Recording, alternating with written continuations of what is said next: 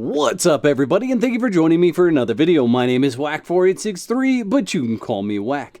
As you may have guessed, you guys hit 1,000 likes on my How to Learn Sorcery video, so you actually get to see Phoenix fully corrupted. This is what she looks like.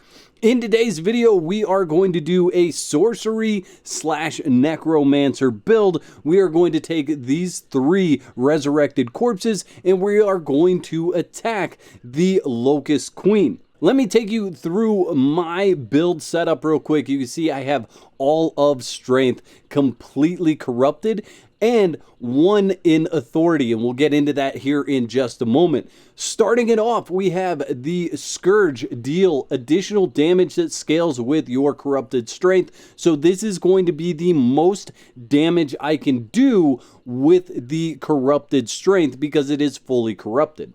Mule Kick, you are not going to see in this video, but basically it knocks enemies back or knocks them down. It's pretty cool.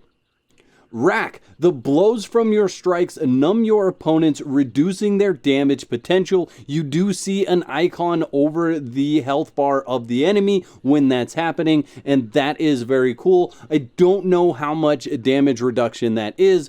Probably figure that out in a future video. And then the last one is Desecrate. Chance when dealing damage to cause a blast of corruption to vent from the earth, knocking down and damaging enemies. In Vitality, we have to the second perk, which is Fast Healer. Receive 50% increased healing from healing effects. We want that because our health is not as high as it normally would be. And then in Authority, you can see we have the first one corrupted. That's so we can get Frenzy and have an additional 3% damage for the corrupted attribute point. For each corrupted attribute point, you would get additional 3% damage, but I don't want to get rid of the second perk in Authority, which is the one that allows me to heal my followers when I'm doing damage to the target. We then have 2 points in Grit. This is so that we can get to our stamina regenerating 25% faster. And then in Expertise, these points are simply here for carrying. However, you do have 3 zombies with rather large inventories, so you could decide to not put points in Expertise for carry weight and give things to your zombies to carry. If you were to do that, the first point in Agility would be a good place to go for this build because you are going to be doing a lot of attacking from behind. The reason why is because you're going to be using Mirror Mark with this build. Additionally, you could choose a different armor. You could choose an armor that does encumbrance. I decided to do this armor because I like the way that the bonuses from this armor accent this build. So we have 600 total armor from this. It does have the bulk plating on it. It is a light armor, and you'll be able to see my stats give us a 54% damage reduction. Now, the hood gives me 28 health. The chest piece gives me an additional 8% weapon damage for strength. The gauntlets are 48 additional health. The pants are an additional 12 stamina, and then the boots are an additional 28 health. Now, for this build, we are using the Purified Flesh. The Purified Flesh is going to give you increased health by 40 and increased stamina by 14. We are also using the Elixir of Freedom for this build. That way we can get the additional stamina from that as well. It's an additional 21 points, bringing us up to a whopping 88 stamina. Now, for the resurrected corpses, I have given them putrid flesh so they can heal a bit faster. I have also given them all elixir of might, so you can see they do an additional 15% strength weapon damage. Something I forgot to go over, but I want to make sure I do, is that I am using the predatory blade that has the master weapon fitting on it for 102 damage and 21 armor pen. And then we're using the Abyssal Bow. This is just really so that enemies will be attracted to us from far away, or we can deal damage from farther away without having to be right there in the fight. And then we have the herbal tea, we have the concentrated aloe extract, and the infused wraps. Do remember that you are going to need to carry these pouches in order to be able to cast sorcery, and they do have a decent amount of weight. Something that was brought up in the comments of one of my previous videos, someone seems to think that I am augmenting my server settings in these videos to give myself more damage. So we're just going to come down here to combat, and I'll show you that all of those are official settings. They are not changed at all. So if you're playing on an official server, this is what you're going to see under server settings and combat.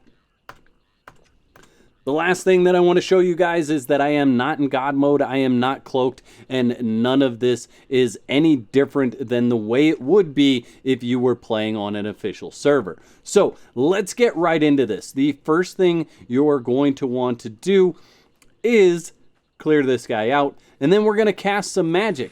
Once that magic is cast, I'm going to pick out some pretty cool music for you guys to listen to, and we will check out how it goes on the other side.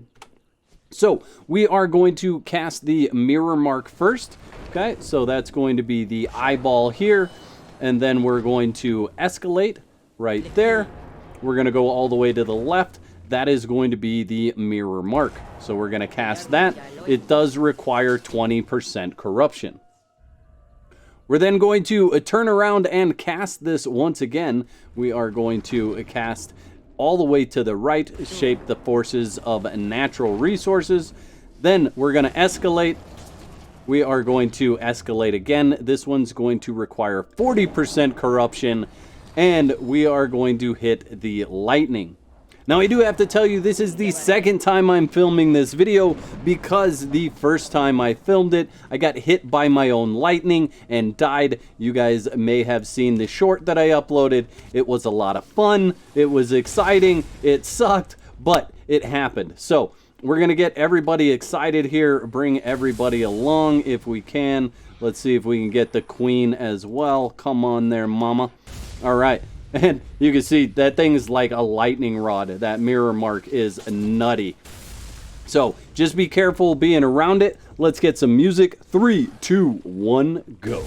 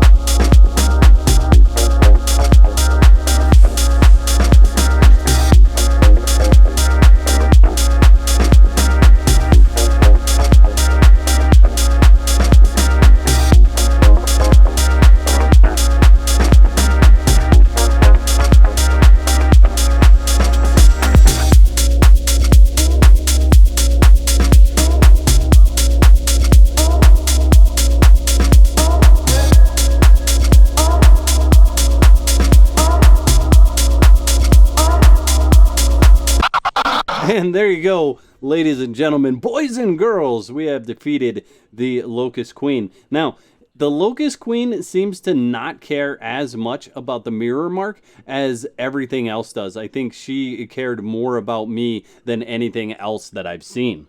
Now, I'm not sure if this will be the most exciting thing you've seen or the most grotesque thing you've seen all week, but I thought we couldn't complete our corruption run with this build and showing off Phoenix fully corrupted for the first time without a proper belly dance by myself and obviously my resurrected corpses.